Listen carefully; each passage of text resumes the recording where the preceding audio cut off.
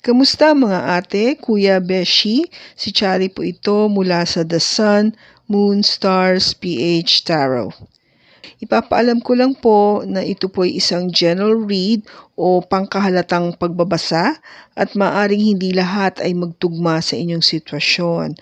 I-check din nyo ang inyong Moon, Rising at Venus sign. Baka doon mas tumugma ang read para sa inyo.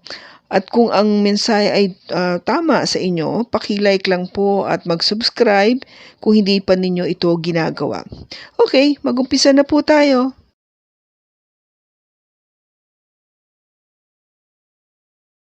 Hello po mga ate, kuya, beshis. Kamusta na po kayo? Andito ulit ako si Chari para gumawa ng another reading. And this is for the sign of Pisces, Sun, Moon, Rising, and Venus. And of course, welcome po yung mga cross-watchers ni Pisces at yung mga bago po nating mga viewers. Kukunin ko lang po itong pagkakataon na magpasalamat po do sa mga mahal ko pong subscribers at sa mga viewers na hatid po ng kanilang pagdamay o condolences sa aming pong pamilya. Maraming salamat po. At ngayon, ang gagawin po nating pagbasa ay titignan natin kung ano yung update ba sa remaining third quarter and fourth quarter ng 2024. Okay? Para makita natin kung meron mang pagbabago. Pero bago lahat, tignan muna natin yung parang general message para sa'yo. Itong third and fourth quarter for Pisces. We have self-reliance.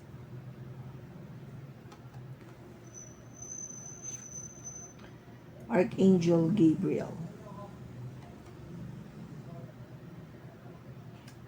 And good fortune.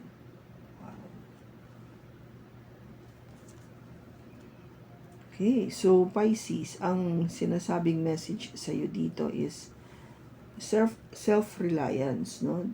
Is all about don't be afraid to fly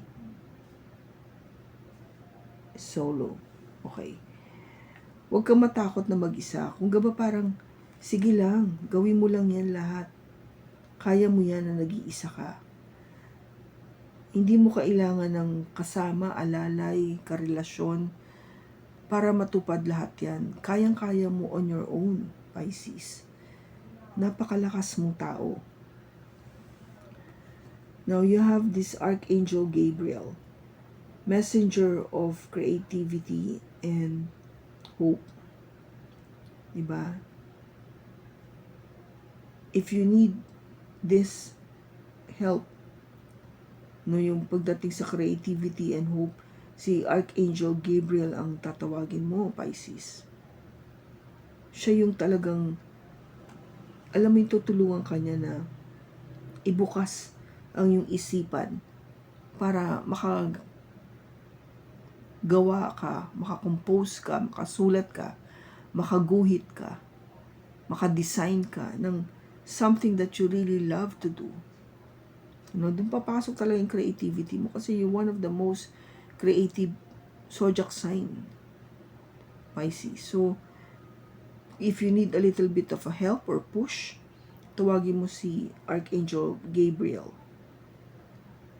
Bibigyan kanya ng idea or sabihin natin pag-asa na magawa mo ito. And when you do your creative stuff, no, hindi mo kailangan ng tulong sa ibang tao.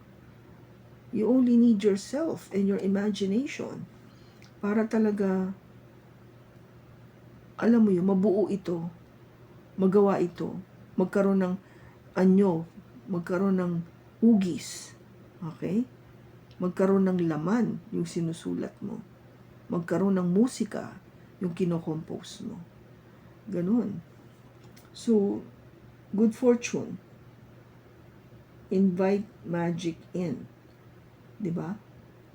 I-welcome mo yung magandang fortune na dadating sa'yo by doing all these creative things na ikaw ang gagawa lang. Kasi pag nagawa mo siya, you are, sabi nga in a way,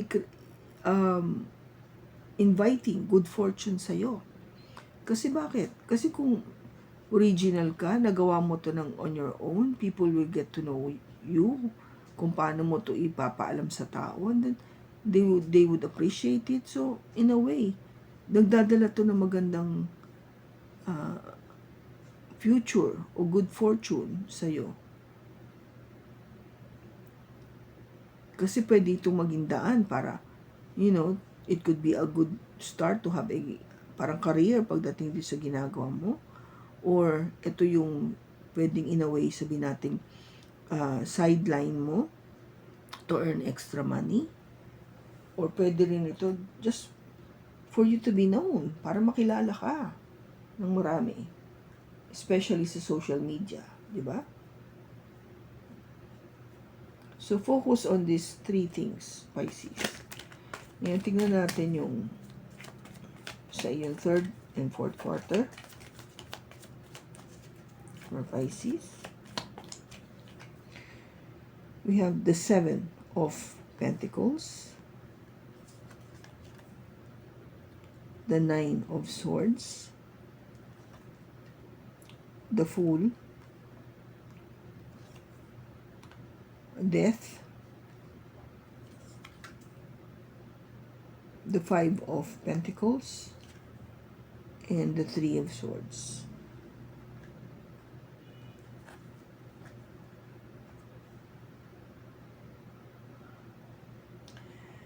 Okay, Pisces. So, yung 3rd quarter mo is July, August, September. So, pagdating sa career muna, career, money, and work, okay? Tapos, after no, susunod ko yung love. So, yung July mo, matagal ka na nag-iintay, you're waiting for this. Maybe a promotion, a increase in salary, or makapag-ipon ka ng sapat na pera because you wanted to purchase something, for you or for your family or loved ones. So, ang tagal mo naghintay. Been very patient.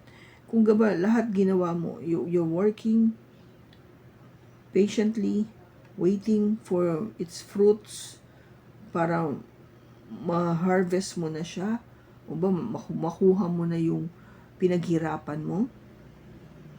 Ito yung ginagagawin mo for July. Talagang sige, wait lang ako. Intay-intay lang. Patient lang. Pagdating ng August, Nine of Swords, medyo nagwo-worry ka na kasi. Nagwo-worry ka, nag-iisip ka na, bakit ganun? Parang wala nangyayari. Yung pag-iintay ko parang, ngayon, nagwo-worry na ako kasi parang, ang tagal-tagal na eh. Tapos, wala pa rin ako nakikitang dapat ko ibigyan ng pag-asa or something that I should be hopeful about. Pagdating ng September, sabi mo, teka muna, hindi na to pwede na isip lang ako ng isip. Kailangan kumilos na ako. Kailangan gumalaw ako. Kailangan may mangyari. Kailangan matupad ko na to. Gusto kong magawa. So, I would take that leap of faith. Magbabaka sakali ako. I would take that risk. I will move. I will do it now. Ganon yung dating. So, yung first na mangyayari, or more or less, in general, sa 3rd quarter is, you will wait. Kaso, nakipapansin mo na wala pa rin pagbabago. Kaya, ngayon, maglalakas loob ka na talagang, hindi na pwede to. I need a change in plan. Kung gaba parang, baguhin ko na yung plano ko. Kailangan na akong umaksyon. No? I need movement. I need action. Okay? So, pagdating ng 4th quarter, this is October, November, December. Yung October mo, Pisces, is death. Magkakaroon ng pagbabago. There will be change. Maybe because you took that leap of faith, nagbaka sakali ka, nagtook ka ng risk. So, magkakaroon ng pagbabago talaga yung October mo. Pagdating ng November, medyo naramdaman mo na parang wala tong pinatutunguhan. Wala talaga. Parang everything seems to be not going well with me. Maybe because yung change of plan mo dito is not really yung tamang plano for this. Kasi after that nga is parang hindi naging successful yung ano eh. Ang hinihingiling nito is parang kailangan may pagbabago na. Kailangan magkaroon ng pagbabago. Kasi pakiramdam mo nababaliwala ka na eh. Nababaliwala ka talaga. Ngayon, ang dating nito ng December, sad to say, Pisces, ang lungkot mo eh. Ang lungkot mo ng December kasi yung ina-expect mong mangyayari, hindi nangyari. No? Na heartbroken ka eh. Parang yung tipong inaasa-asahan mo na matutupad, hindi siya natutupad eh. Nasaktan ka lang. Okay? Maybe that is why kailangan isipin mo ito, no? Self-reliance. Mag-isa. You don't need them. Para ma-attract mo yung good fortune para sa sarili mo. Rely on yourself, no? Ikaw lang. Kaya mo yan. On your own. Kung nag-iisip ka before, sabihin natin na magkaroon ng sarili mong business, maybe this is the time that the universe is telling you, come on, kung ano yung pinaplano mo, na ikaw yung mag-uumpisa, gawin mo na. Huwag mo na intayin na ma-disappoint ka pa. Kasi ito na yung mangyayari nga eh. Diba? Disappointment. Ang pakiramdam mo, wala. Walang improvement. Actually, parang kung ano man yung mangyayari, parang nakikita mo, ito na yung katapusan eh. This is the ending. You're being pushed na, tama na yan, kalimutan mo na to, mag-iba ka na ng plano. No? Hindi ka binigyan ng skill to be creative para isang tabi mo lang yon, Pisces. There is this purpose kung bakit ka binigyan ng creativity ni God as part of your skill. Kasi kailangan mo ipakita yun eh. Kailangan mo i-develop yun. Kailangan mo i-share sa marami. You have to let people know that you can do this. No? May purpose yan. Baka yun yung dapat mo nang gawin. Hindi yung mag-stick ka dito sa ginagawa mo ngayon. O yung current na trabaho mo. Okay? Kaya sinasabi, it needs to change. Now, pagdating naman sa love, Pisces, matagal ka rin nag-intay.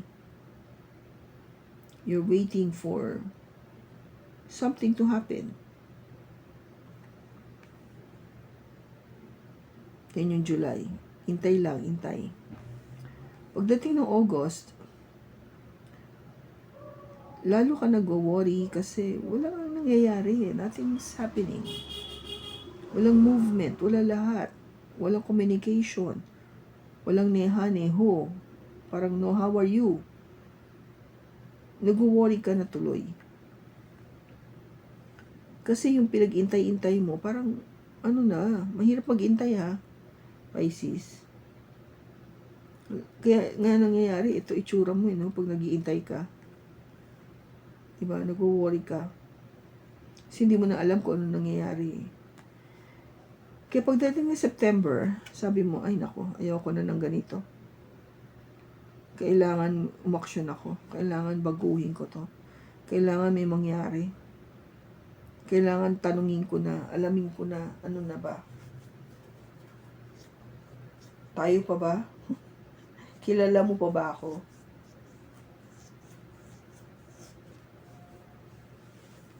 May patutunguhan pa ba tong relationship na to? Yan yung mga tanong eh. Kaya yung third quarter mo is really more of, yes, you're waiting, pero it reached to a point na ayaw mo na eh. You don't want this anymore. Ayaw mo na mag-isip, mag-worry, mag-intay.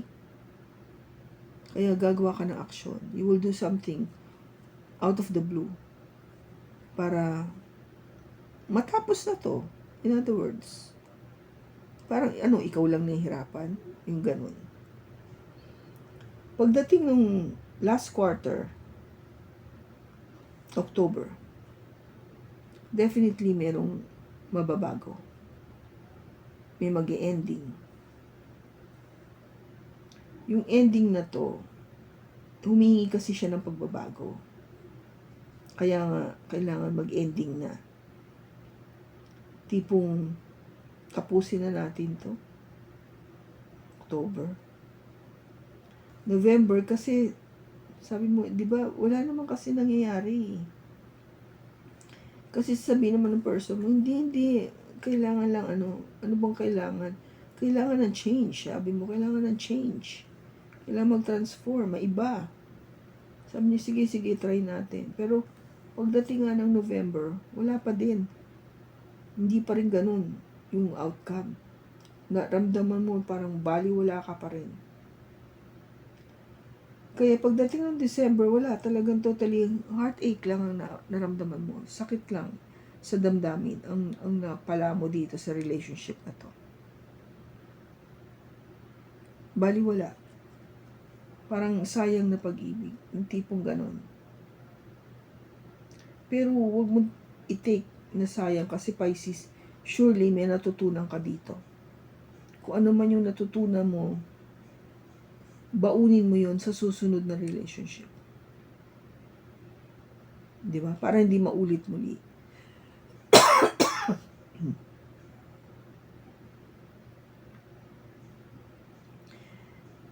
Hindi mo kailangan actually, I mean yung pakikipag-relationship, no?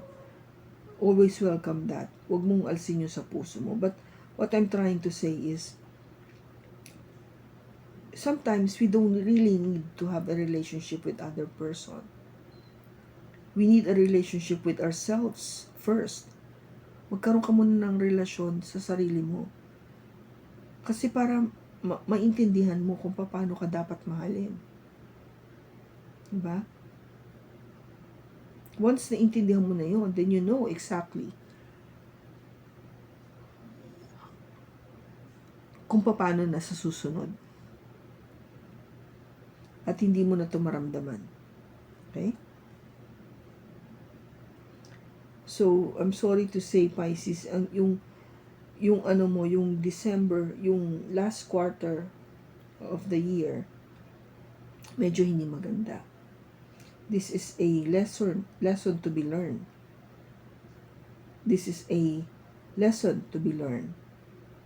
Kaya, you need to go through this. Kailangan mo lang daanan. Kailangan mo ma-experience para matuto ka. Okay? So, kung kanino mang Pisces itong nakuha nating energy, maraming salamat sa pagsama mo sa akin sa pagbasa na to. Sana nakatulong po ito ng malaki. Sa susunod po muli, ingat ka and God bless.